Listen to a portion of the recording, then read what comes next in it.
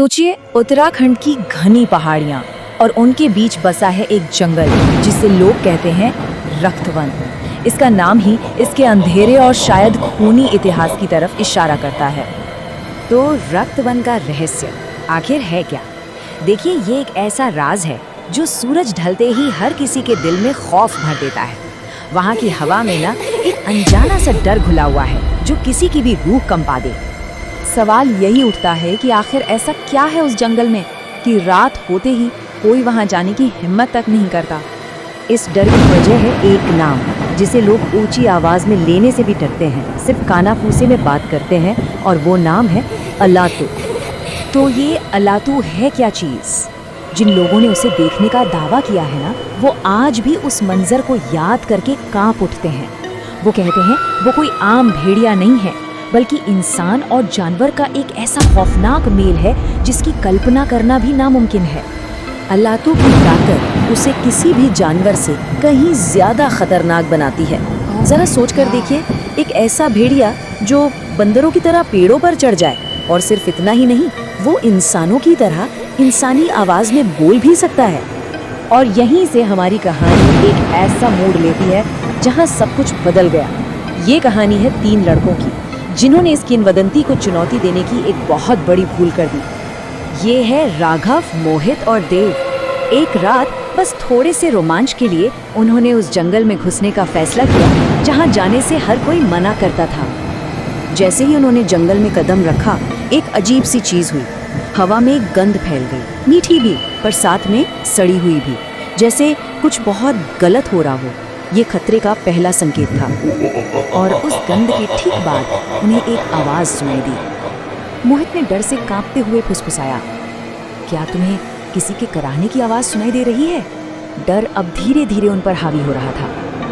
और बस उसी पल वो किंवदंती, वो डरावनी कहानी उनके सामने हकीकत बनकर खड़ी हो गई। अचानक घनी झाड़ियों के पीछे से 2 अंगारे चमके, 2 जलती हुई लाल आंखें जो किसी जानवर की नहीं बल्कि एक इंसान की आंखों जितनी बड़ी थी। और जब वो साया झाड़ियों से बाहर निकला तो जो मंजर सामने आया वो दिल दहला देने वाला था। शरीर एक भेड़िए का, लेकिन चेहरा आधा इंसान आधा जानवर। उसके मुंह से लार टपक रही थी और दांत किसी तेज चाकू की तरह चमक रहे थे। और फिर उस खौफनाक जीव ने कुछ ऐसा किया जिसकी उन्होंने कल्पना भी नहीं की थी। उसने अपनी गहरी इंसानी आवाज में पूछा, तुम मेरे वन में क्यों आए? देव घबरा कर भागा, लेकिन वो उस चीज की फुर्ती के आगे कहाँ टिकने वाला था। पलक झपकते ही उस जीव ने छलांग लगाई और उसे जमीन पर दबोच लिया। और फिर रात की खामोशी को चीरती हुई देव की दर्दनाक चीख गूंजी, बचाओ, ये मेरी हड्डियां तोड़ रहा है। राघव और मोहित डर के मारे जैसे पत्थर बन गए थे, हिल तक नहीं पा रहे थे। लेकिन यह कहानी एक और भी ज्यादा भयानक मोड़ लेती है।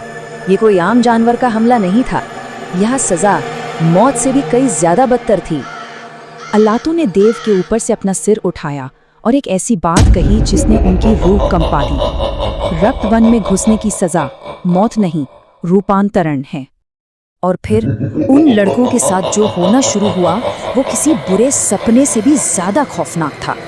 उनकी नसें जैसे आग से जलने लगी, हाथ पैर खींचकर लंबे होने लगे, नाखून पंजों में बदल गए, उनकी आंखें खून की तरह लाल हो गई, और देखते ही देखते उनकी त्वचा पर मोटे मोटे बाल उगने लगे। वे दर्द से चीख रहे थे, पर उनकी आवाज भी बदल रही थी। अलातू की क्रूर आवाज गूंजी जैसे वो उनके नए मुकद्दर का ऐलान कर रहा हो, अब तुम भी रक्तवन के रक्षक बनोगे। उनकी इंसानियत हमेशा हमेशा के लिए उनसे छिन रही थी। तो उस भयानक रात के बाद क्या हुआ? गांव वालों को क्या मिला? और कैसे ये किंवदंती और भी ज्यादा डरावनी बन गई? उस रात का नतीजा बिल्कुल साफ था। रक्तवन को 3 नए भेड़िए मिल चुके थे, 3 नए रक्षक जो कभी इंसान हुआ करते थे। अगली सुबह जब गांव वाले उन्हें ढूंढने निकले तो उन्हें जंगल के मुहाने पर बस कुछ बिखरी हुई चीजें मिली। राघव की फटी हुई टी-शर्ट, मोहित का टूटा हुआ फोन और खून से लिखा एक पैगाम। उस पैगाम में सिर्फ कुछ शब्द थे जो सब कुछ बयां कर रहे थे। हम अब इंसान नहीं रहे, कहते हैं उस रात के बाद से रक्तवन में भेड़ियों के गुर्राने की आवाजें 3 गुना बढ़ गई हैं। हर रात वो तीनों शायद किसी नए साथी का इंतजार करते हैं। तो सवाल यही है, अगला कौन होगा जो रक्तवन जाने की गलती करेगा?